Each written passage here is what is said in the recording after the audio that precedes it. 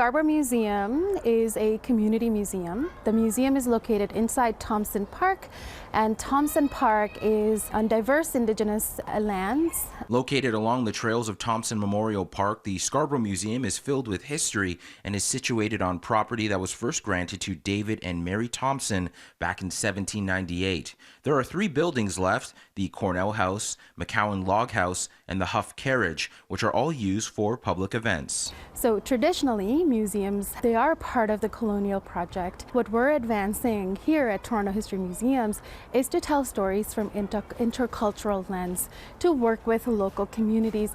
At the Scarborough Museum until April 19th will be a display called Woman of Courage, which brings together more than 60 racialized immigrant women together to work towards displaying different types of artwork. It reflects on themes such as identity, struggles, and wins here in Canada.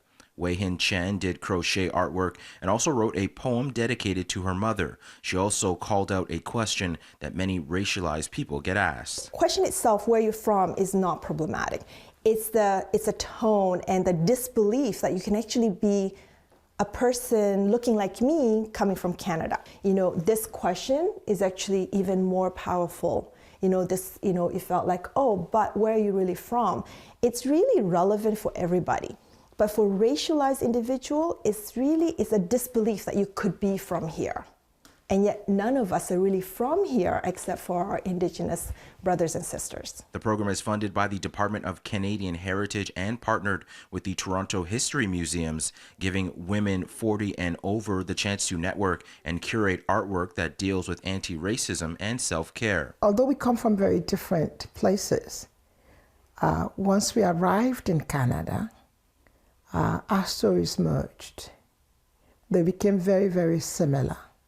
And by writing our stories, coming together, talking about our stories, coming to the realization that many of our stories are very similar, as I said, then we can work towards trying to eliminate those experiences that have become and are still barriers to us